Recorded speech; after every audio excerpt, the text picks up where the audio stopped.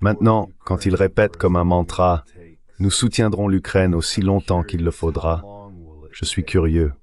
Combien de temps ça prendra-t-il? Comme en Afghanistan, où il a fallu 20 ans pour réaliser que vous aviez perdu. Ou en Irak, où vous êtes également parti, bien que maintenant vous essayez de rester, malgré la décision du Parlement irakien que les États-Unis devraient retirer leurs troupes.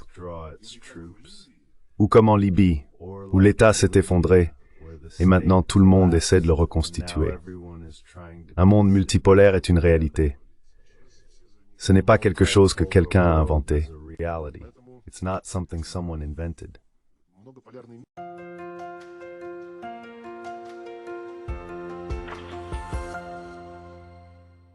Hello everybody.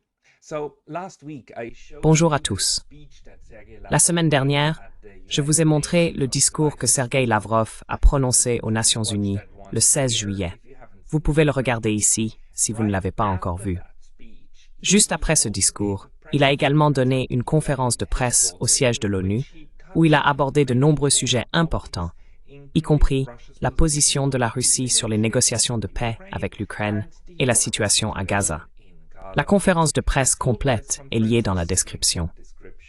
Un aspect que j'ai trouvé particulièrement intéressant et que je voudrais vous signaler est la manière dont la Russie voit la multipolarité émerger naturellement et comment Moscou soutient ce processus.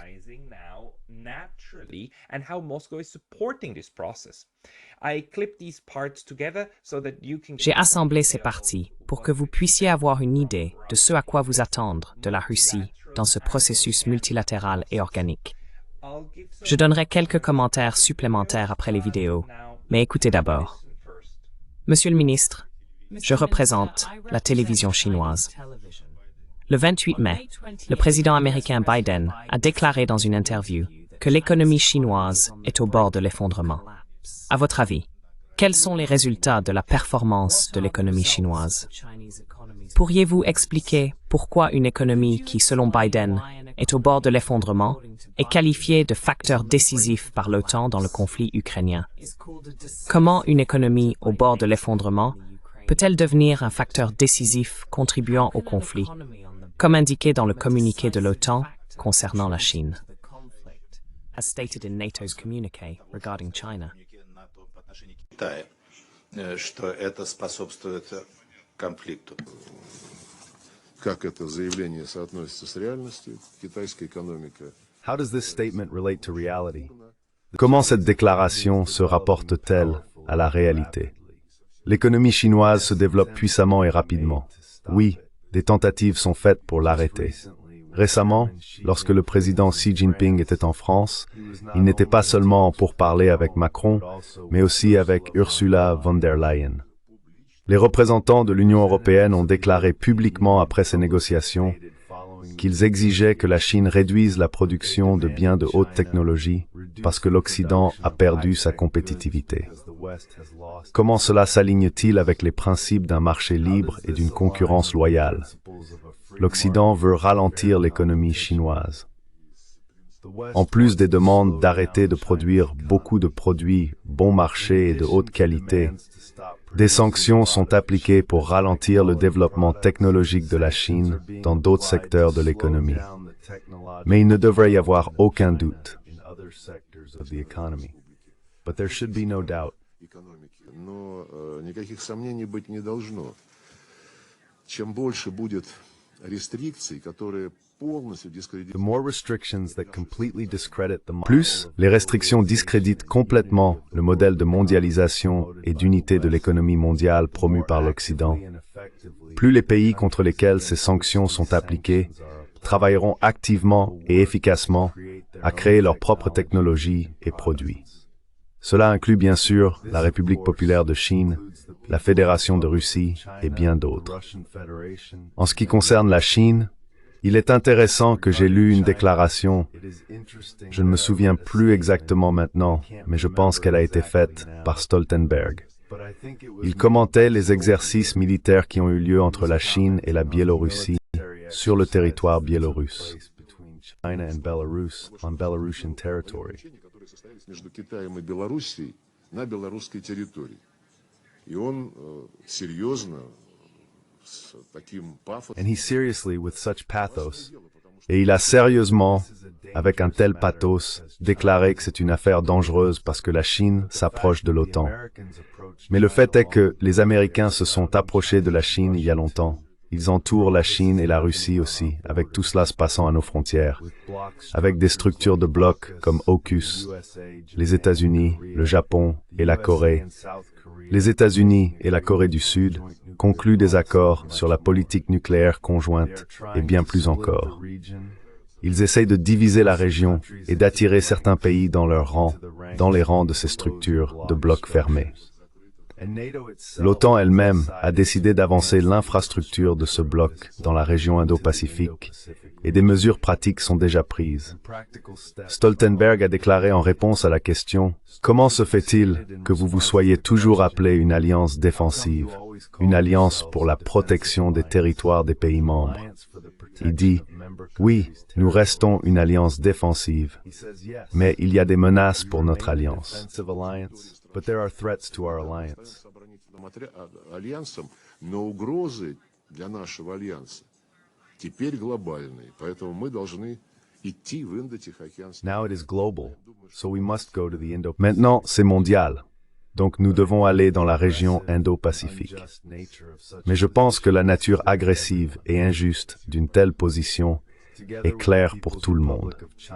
Avec la République populaire de Chine et nos autres partenaires dans le cadre de l'Organisation de coopération de Shanghai, dans les contacts avec l'ASEAN et le Conseil de coopération des États arabes du Golfe, nous préconisons un modèle de sécurité qui sera eurasien. Il sera basé sur l'égalité, l'indivisibilité de la sécurité et la pleine prise en compte mutuelle des intérêts. Je pense que ce modèle a un avenir, mais ça prendra beaucoup de temps. Я думаю, что этой модели будущее, конечно, потребуется немало времени, когда Соединенные Штаты вышли на мировую арену в Афганистане. Lorsque les États-Unis sont entrés sur la scène mondiale en Afghanistan, en Irak et en Libye, comment ça s'est-il terminé? Quels changements pacifiques pour le mieux y ont eu lieu? Maintenant, quand ils répètent comme un mantra « Nous soutiendrons l'Ukraine aussi longtemps qu'il le faudra », je me demande, combien de temps cela prendra-t-il? Comme en Afghanistan, où il a fallu 20 ans pour réaliser que vous aviez perdu. Ou en Irak, où vous êtes également parti. Bien que maintenant vous essayez de rester malgré la décision du Parlement irakien que les États-Unis devraient retirer leurs troupes, ou comme en Libye, où l'État s'est effondré et maintenant tout le monde essaie de le reconstituer. Un monde multipolaire est une réalité. C'est pas quelque chose que quelqu'un a inventé. C'est la réalité. Ce n'est pas ce que quelqu'un a imaginé. Si vous regardez la part dans le monde, Если вы посмотрите долю в мировом si vous regardez la part des États-Unis et de l'Occident dans le produit intérieur brut mondial, il y a 50 ans, il y a 20 ans, et maintenant, vous verrez que la situation a changé. Il y a quelques années, les pays des BRICS, en termes de produit national brut par parité de pouvoir d'achat, ont dépassé les pays du G7. Et maintenant, avec 5 autres pays ajoutés aux BRICS, ce ratio ne fera qu'augmenter. Mais les États-Unis font tout pour que ce poids réel dans l'économie et la finance mondiale des nouveaux centres de croissance ne se reflète pas dans les activités du Fonds monétaire international et de la Banque mondiale. Les États-Unis conservent le paquet de vote qui leur appartient, environ 15%, ce qui, selon les règles du FMI, leur permet de bloquer les décisions. Although, to be fair, Хотя, по-честному, давно уже надо было перераспределить эти квоты, эти голоса. Il est depuis longtemps nécessaire de redistribuer ces quotas et ces votes, comme l'insistent les pays des BRICS. Ce sera l'un des principaux enjeux économiques et financiers du sommet des BRICS à Kazan en octobre de cette année. Au sein de l'Organisation mondiale du commerce, qui nous a été présentée comme le régulateur optimal et équitable du commerce mondial, la situation a changé.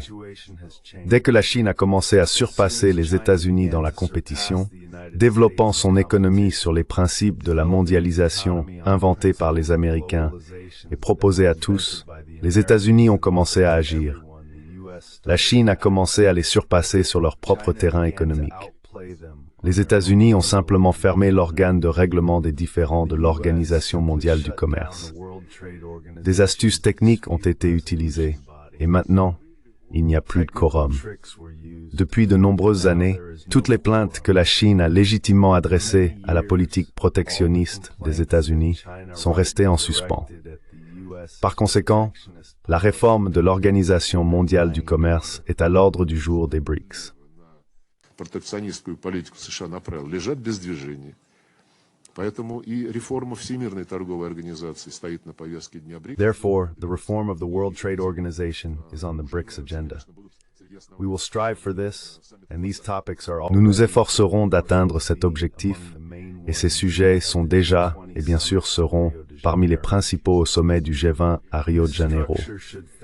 Cette structure devrait considérer équitablement les questions réelles de l'économie mondiale et prendre des mesures pour son développement de manière à ce qu'il y ait un bénéfice mutuel correspondant à la contribution à l'économie mondiale. Maintenant, si nous prenons l'Eurasie, il y a l'Organisation de coopération de Shanghai, l'Union économique eurasiatique et l'ASEAN. Toutes ces structures ont des accords avec la Chine pour harmoniser les projets d'intégration avec le projet chinois de la ceinture et la route. Les pays du Golfe Persique se trouvent également ici, qui, soit dit en passant, font aussi partie de l'Eurasie. Which, by the way, is also Eurasia. Страны Персидского залива, это тоже Евразия, между прочим. И вот все эти организации, налаживая контакты между собой, создают такую... Ainsi, toutes ces organisations établissant des contacts entre elles créent le tissu des futures interactions matérielles sur le continent eurasiatique. Cela repose sur les avantages comparatifs d'un espace unifié riche en ressources naturelles et important du point de vue des communications maritimes. Nous encourageons activement ces processus. En même temps, après que les États-Unis, avec leurs alliés, ont imposé des sanctions sans précédent contre la Russie, l'Iran et le Venezuela, ainsi que contre la Chine et de nombreux autres pays, les nations d'Afrique et d'Amérique latine ont commencé à réfléchir à la manière de se protéger de tels caprices. Personne ne sait contre qui les Américains se mettront en colère à l'avenir.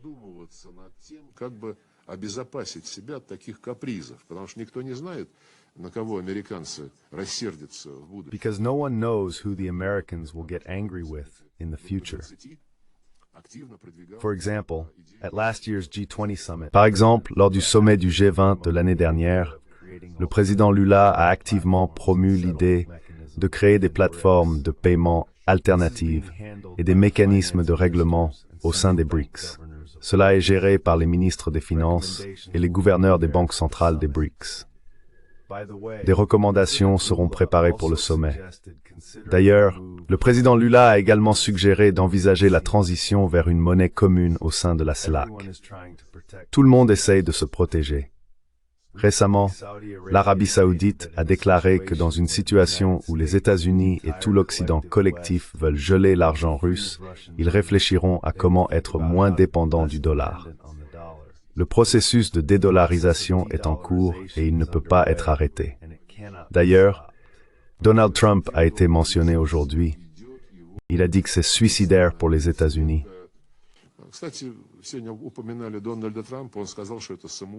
By the way, Donald Trump was mentioned today. He said that it is suicidal for the United States. But this process was initiated by the United States. Mais ce processus a été initié par les États-Unis eux-mêmes. Par conséquent, des structures régionales telles que l'Union africaine, la CELAC et les organisations asiatiques que j'ai mentionnées sont déjà en contact les unes avec les autres. Et bien sûr, au niveau mondial, les BRICS ont toutes les capacités pour servir de harmonisateurs des processus dans d'autres régions de la majorité mondiale. Le groupe des 20 que j'ai mentionné restera certainement où la majorité mondiale continuera de communiquer avec l'Occident. Si bien sûr l'Occident est prêt à le faire honnêtement. Les Nations Unies resteront là où tout le monde est représenté et où tout le monde doit communiquer. Everyone is represented and everyone must communicate. Останется Организация Объединенных Наций, где тоже все представлены и все должны общаться. Вот вчера Петър Сиярто, министр иностранных дел Венгрии, Yesterday, Péter Szijjártó, the minister of Hier, Péter Szijjártó, le ministre des Affaires étrangères de la Hongrie, a parlé de ce sujet. Il a dit qu'il avait toujours cru que l'ONU avait été créée pour communiquer avec tout le monde et non pour soutenir les ambitions de l'Occident. Maintenant, tout est différent. L'Occident a décidé que l'ONU avait été créée pour renforcer ses ambitions excessives et pour jouer le rôle d'hégémon sur la scène mondiale. Je pense qu'à un moment donné, les États-Unis comprendront qu'il vaut mieux faire partie d'un processus constructif que d'utiliser des sanctions et la force militaire en faisant danser tout le monde à son rythme. De plus, le rythme change souvent. Tous les 4 ans, il y a un rythme différent. Tout le monde essaye de s'adapter d'une manière ou d'une autre, mais maintenant ils comprennent déjà que ce n'est pas facile, compte tenu des spécificités des processus politiques internes aux États-Unis. The internal political processes in the United States. специфику внутриполитических процессов в Соединенных Штатах.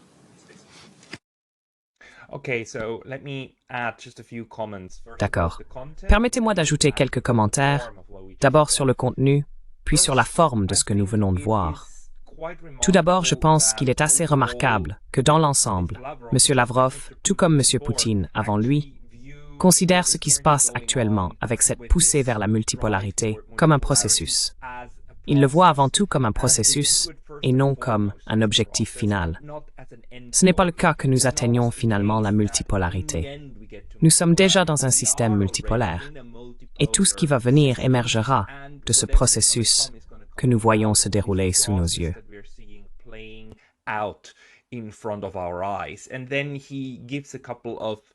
Et puis, il donne quelques raisons ou facteurs expliquant pourquoi cela se produit. Pour moi, c'est une différence importante par rapport à la manière dont les pays de l'OTAN et l'Occident collectif encadrent généralement les problèmes. Ils regardent toujours les résultats qu'ils veulent atteindre, comme avoir une guerre avec la Chine ou militariser les frontières. Ils ne regardent pas le système général dans lequel ils veulent vivre ou qu'ils voudraient produire à l'échelle mondiale. L'approche de l'OTAN consiste toujours à essayer de définir où faire quoi et comment cela doit se passer, puis à raisonner à rebours en se demandant ce dont ils ont besoin pour avoir les capacités de faire des interventions. Ce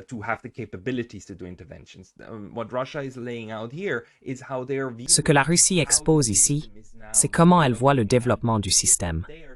Elle se considère comme une partie de celui-ci, aux côtés d'autres parties, et elle prend en compte les facteurs de poussée et de traction pour les développements futurs. Fait intéressant, l'avenir qu'elle envisage n'exclut pas les États-Unis. Elle le déclare très clairement. Les États-Unis ont également une place dans ce système. Bien sûr, ils joueront un rôle, car il serait insensé de penser que les États-Unis vont simplement disparaître ou que l'on peut construire un système qui ne prend pas en compte les États-Unis.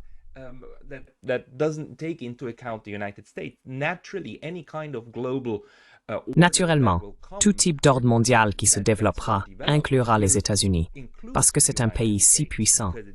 Chaque pays, plus ou moins, est inclus, ce qui signifie que nous ne nous débarrassons pas de parcelles de terre. Ainsi, l'analyse russe de ce qui est à venir inclut toujours les États-Unis.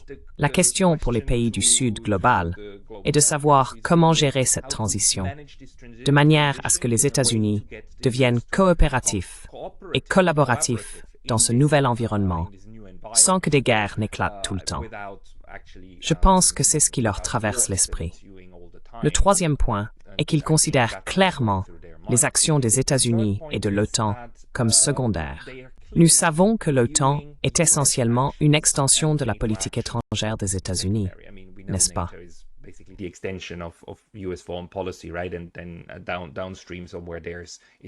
Et en aval, quelque part, il y a aussi l'Europe qui suit. Mais les Russes considèrent leurs actions comme l'un des facteurs déterminants. Donc, ce n'est pas nécessairement quelque chose que les Russes doivent encore faire beaucoup. Bien sûr, la Russie et la Chine, comme le voit Lavrov, doivent faire beaucoup pour contrer ces actions. Mais la raison principale pour laquelle nous nous dirigeons vers la multipolarité est due à la manière dont les États-Unis agissent.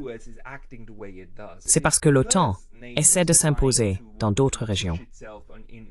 C'est parce qu'il y a ce battement constant de suivre l'ordre basé sur des règles. Suivez l'ordre basé sur des règles, ce qui n'est pas une répartition équitable de la réalité du monde. Et d'autres pays le voient.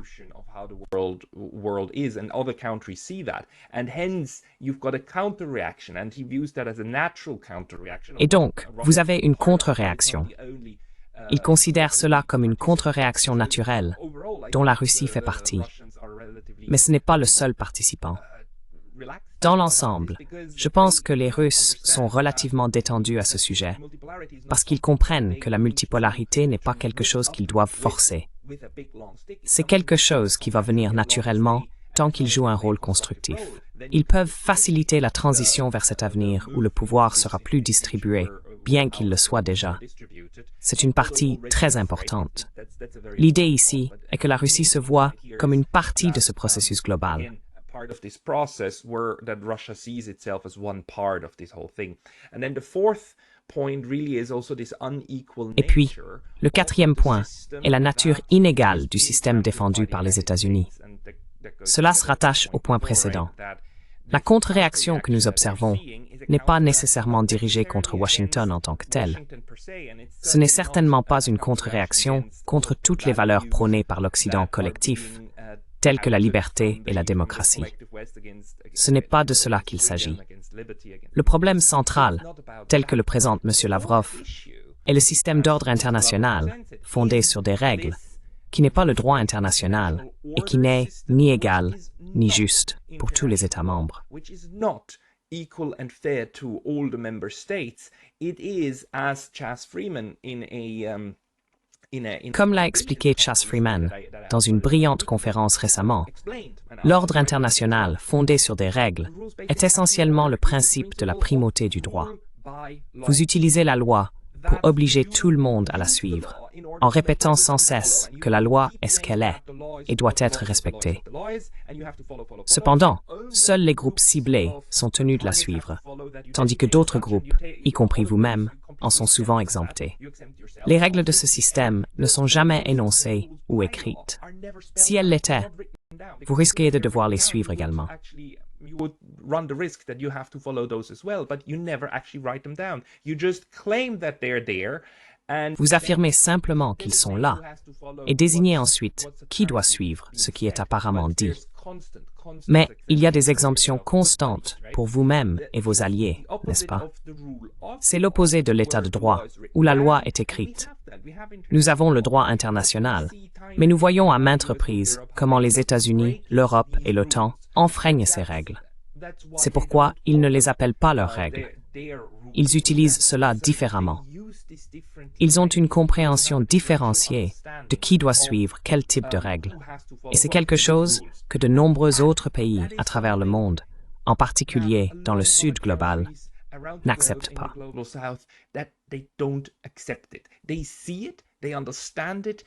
Ils le voient, ils le comprennent, et ils se rallient intuitivement contre cela, essayant de faire quelque chose à ce sujet. Plus les États-Unis essaient de l'imposer à tout le monde, plus la contre-réaction devient forte. Ils commenceront à construire des cadres pour échapper à cette pression. Il ne s'agit pas de créer des structures alternatives, juste pour le plaisir. Il s'agit de créer des alternatives pour éviter la dépendance à quelque chose qui peut être utilisé pour les forcer à se soumettre.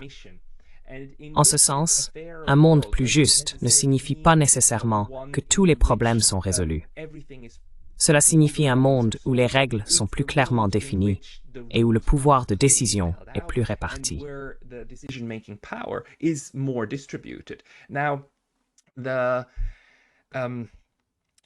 Maintenant, la dernière chose que je veux mentionner à propos de ce que nous avons vu, c'est que cette conférence de presse ressemblait plus à une analyse des affaires mondiales qu'à une simple présentation du point de vue de la Russie, bien que cela ait été inclus, notamment en ce qui concerne l'Ukraine. Ce que nous voyons avec M. Lavrov et d'autres dirigeants mondiaux du Sud global, c'est leur tentative d'expliquer leur vision des relations internationales à l'heure actuelle. Il me semble qu'ils ont une compréhension réaliste de ce qui se passe et de la manière dont ces différentes actions et réactions créent la situation actuelle.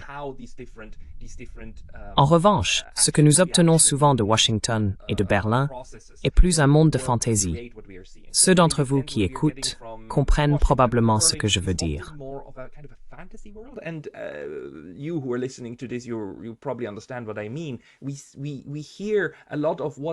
Nous entendons beaucoup parler de ce que l'Occident veut qu'il en soit.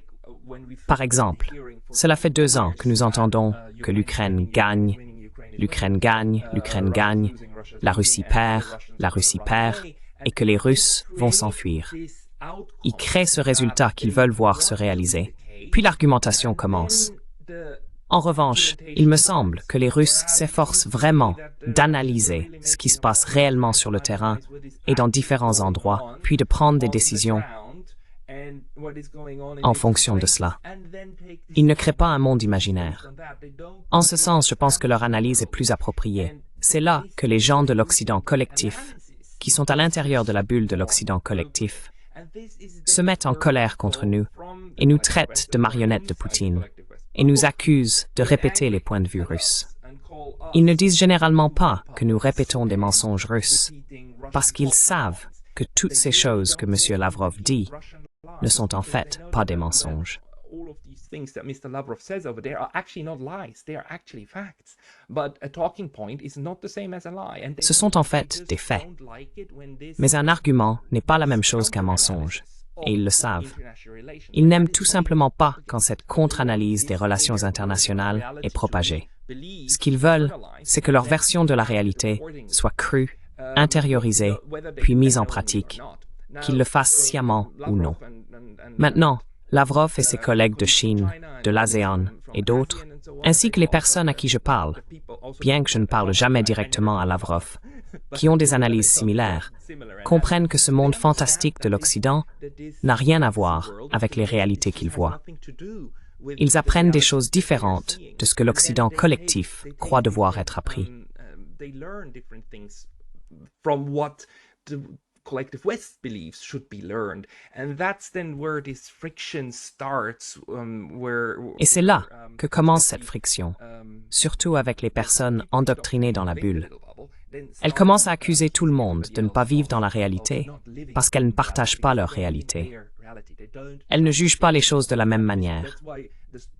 L'une des choses les plus puissantes que Sergueï Lavrov puisse faire, encore et encore, est de fournir une analyse bonne et correcte. Bien qu'il soit clair qu'il donne bien sûr une tournure et ajoute des points que la Russie voudrait voir crus et suivis, la chose la plus importante est de donner une analyse correcte, un aperçu de ce qui peut être observé. Le fait est que les pays de l'Occident collectif ne sont pas seulement réticents, mais incapables de comprendre le monde du point de vue d'autres personnes et d'autres lieux. To understand the world from the viewpoint of other people and other places, you know, what the world looks like from looking at it from Jakarta. Ce à quoi le monde ressemble depuis Jakarta, Singapour, Pékin et Moscou. L'incapacité de le faire est vraiment ce qui conduit une grande partie de la folie que nous voyons sortir des États-Unis et de l'Europe. Cette petite prison mentale dans laquelle ils se trouvent. Donc, Sergueï Lavrov, je pense à juste titre, aborde cela en fournissant simplement plus d'analyse sur la manière dont les choses devraient être examinées de manière plus rationnelle et sur les schémas d'action-réaction. In a more rational manner and action-reaction patterns, and he keeps repeating that. In most of his speeches. Et il continue de répéter cela dans la plupart de ses discours et actions. Soyez moins en colère, bien qu'il y ait parfois aussi de la colère, bien sûr. Mais concentrez-vous simplement sur l'analyse. Pour nous, le défi est de déterminer si cette analyse résistera à l'épreuve du temps. Les historiens du futur seront-ils sur la même longueur d'onde? Ou sommes-nous induits en erreur dans une manière de penser qui ne représente pas correctement tout ce qui se passe sur le terrain? C'est le défi d'un monde pensant. Merci beaucoup pour votre attention aujourd'hui. Thank you very much for your attention today.